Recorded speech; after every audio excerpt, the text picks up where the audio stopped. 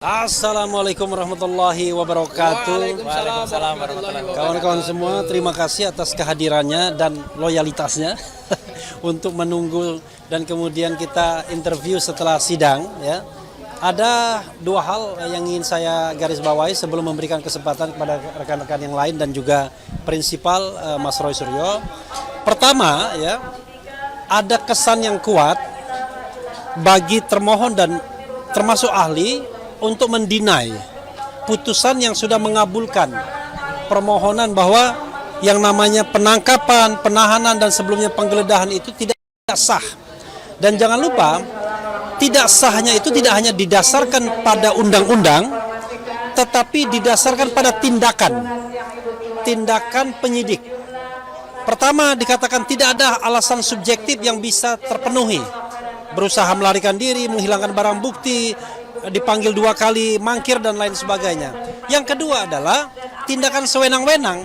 Kalau kita ingat bahwa kontrak dalam tanda kutip penyidik dengan Mas Roy dan Dr. Tifa adalah mereka tidak ditahan, tapi mereka kemudian wajib lapor. Dan wajib lapor itu dipenuhi dengan patut, dengan layak dan kemudian dengan taat. Sehingga tidak ada alasan memang untuk menangkap, dan itulah yang kemudian ditangkap oleh hakim pra-peradilan. Tetapi dalam sidang tuntutan ganti rugi yang seharusnya tinggal menentukan kira-kira besarannya, menurut kami berusaha didinai putusan-putusan tersebut untuk mengatakan bahwa walaupun sudah ada putusan yang mengatakan bahwa penangkapan, penahanan dan sebelumnya penggeledahan tidak sah, tapi tidak serta-merta kemudian berhak atas tuntutan ganti rugi. Ya. Padahal kami berpendapat ya pasti berhak. Karena sudah ada putusan pengadilan, kecuali kalau belum ada putusan pengadilan, hak.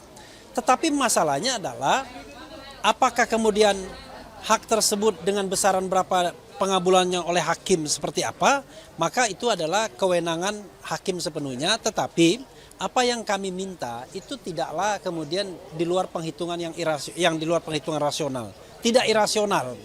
Kami meminta tuntutan ganti rugi 106 juta rupiah untuk kerugian material, dan itu sesuai dengan plafon 100 juta, hanya lebih 6 juta saja. Dan tuntutan imaterial juga yang cuma 100 juta dalam tanda kutip, dan itu dikatakan oleh ahli tadi bahwa boleh penghitungan tuntutan imaterial. Apa yang kita katakan dengan imaterial itu jauh lebih luas, lebih punya nilai dibandingkan dengan apa yang dicontohkan oleh ahli tadi. Ahli tadi bicara tentang opportunity loss yang lain yang tidak jelas, tapi Mas Roy sudah mengatakan soal nama baik, ya, kemudian track record dan lain sebagainya yang tercederai, terganggu, dan itu proven, dibuktikan dengan bunga papan dan lain sebagainya. Nah, karena itu kami memohon mudah-mudahan ya setelah nanti kesimpulan sidang kemudian putusan itu siang hari, biar kita bisa lihat sidang di Pengadilan Negeri Jakarta Timur, Dr. Tifa, maka mudah-mudahan sidang ini bisa ada dikabulkan. Berapapun angkanya itu nggak penting, yang penting kita berusaha menegakkan keadilan, dan berapapun angkanya pasti akan disumbangkan ke yayasan sosial. Itu saja, silakan. Yang lain dulu ya, Risan. Bang Risan dulu. Oke. Ya. Terima kasih. Jadi tadi sebenarnya kalau kita lihat ya, waktu yang diberikan juga sebenarnya dibilang cukup tidak, kurang iya. Ada beberapa pertanyaan yang sebenarnya yang banyak yang harus kita kupas di ahli tadi ya. Nah, tadi yang ingin kami tanyakan adalah masalah yang telah disampaikan Bang RH tadi, bahwa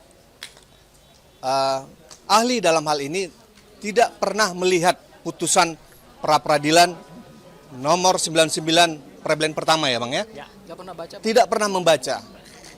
Dan ahli tadi menyatakan bahwa alasan penahanannya adalah subjektif ya. Artinya melihat bahwa pelimpahan harus ditahan. Bagaimana dengan ancaman yang 5 tahun? Apakah harus ditahan? Nah, kalau melihat Kurang 5 tahun. Ancaman di bawah di atas 5 tahun kan harus ditahan. Kalau tidak 5 tahun berarti tidak ditahan. Apakah harus ditahan? Kan begitu. Nah, ini ketika tadi rekan-rekan kita menanyakan apakah melihat pertimbangannya, putusannya tidak. Karena kita jelas-jelas kita melihat dalam pertimbangan tersebut bahwa majelis menyatakan itu tidak sah karena melihat ada wajib lapor. Wajib lapor itu sudah berapa kali dilakukan oleh Pak Roy. Tidak pernah absen. Itu salah satu hakim menyatakan bahwa ini tidak sah. Kemudian kedua juga kooperatif. Untuk pemeriksaan semua segalanya ya Pak ya, kita sudah kooperatif. Artinya tidak ada alasan sebenarnya untuk menahan dalam rangka pelimpahan tahap 2 ini. Nah inilah pertimbangan-pertimbangan ini yang tidak didengar apa tidak dilihat ya, tidak dibaca oleh ahli. Nah, itu mungkin yang salah satu dari kami. Itu Bang. Oke. Jadi sebelum Mas Roy ya, Mas Roy, jadi gini, ahli itu yang dimintakan adalah pendapatnya. Dan ahli itu mendasarkan pendapatnya tentu pertama adalah berdasarkan undang-undang dan juga berdasarkan putusan. Tadi pendapat ahli itu hanya berdasarkan undang-undang dan tidak pernah membaca putusan, sehingga apa yang tadi dia nyatakan di dalam persidangan, saya kira hakim juga sudah tahu arahnya kemana gitu ya. Karena pada akhirnya kita harus memberikan apresiasi juga kepada ahli, karena ahli tadi kan dihadirkan oleh pihak termohon yaitu Polda Metro Jaya, yang tentu keterangannya harus lebih menguntungkan Polda Metro Jaya dong. Karena kan kita nggak tahu apakah seperti apa kontrak mereka gitu ya. Tetapi yang pasti adalah dari keterangan ahli tadi, posisi ahli justru pendapatnya banyak lebih menguntungkan kita. Meskipun dia berusaha untuk menolak beberapa argumentasi yang sebenarnya dari awal sudah dia bangun gitu loh. Tapi kami yakin dan percaya bahwa panitra kemudian hakim juga sudah jeli dalam melihat alur dari pendapat ahli. Misalnya tadi ahli menyatakan bahwa berdasarkan ketentuan pasal 173 KUHP yang baru, terhadap seorang tersangka, terdakwa, terpidana yang ketika ditangkap dan ditahan tidak sesuai dengan hukum yang berlaku atau tidak mempunyai alasan yang sah, maka bisa dimintakan ganti kerugian. Itu clear ya, artinya permohonan pra peradilan ini memang mengikuti ketentuan pasal 173 KUHP yang berlaku. Kemudian yang kedua, ahli juga tadi menyatakan bahwa perhitungan nilai ganti kerugian itu didasarkan pada PP 92 tahun 2015, yaitu plafonnya adalah minimal 500.000 dan maksimal adalah 100 juta. Dan kami menyandarkannya pada itu, yaitu materialnya adalah 106 juta, hanya lebih 6 juta, kemudian imaterialnya juga adalah 100 juta. Jadi tidak melebihi apa yang ditentukan oleh hukum negara.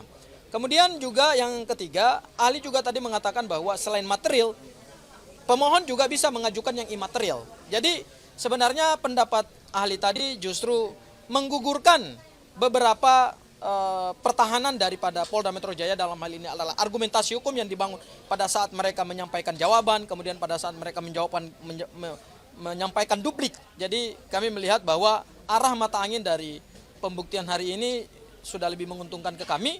Tinggal kemudian bagaimana hakim secara hati nurani, kemudian dengan independensinya, prinsip imparsialitasnya, kemudian merangkai semua dalil-dalil yang kami bangun pada saat surat permohonan pra peradilan, kemudian replik kami, termasuk juga jawaban dan duplik dari termohon, termasuk juga ahli yang kami hadirkan dan ahli yang dihadirkan oleh pihak termohon. Mudah-mudahan hakim menemukan titik terang di situ bahwa pemohon memang wajib untuk diberikan nilai ganti rugi, berapapun nilai ganti rugi yang akan diberikan oleh hakim pra peradilan, jangankan 100, jangankan sampai 206 juta yang kami mohonkan, 1 rupiah pun kalau memang itu didasarkan pada penalaran hukum yang bisa dipertanggungjawabkan dan berdasarkan fakta-fakta persidangan, tentu kami akan terima.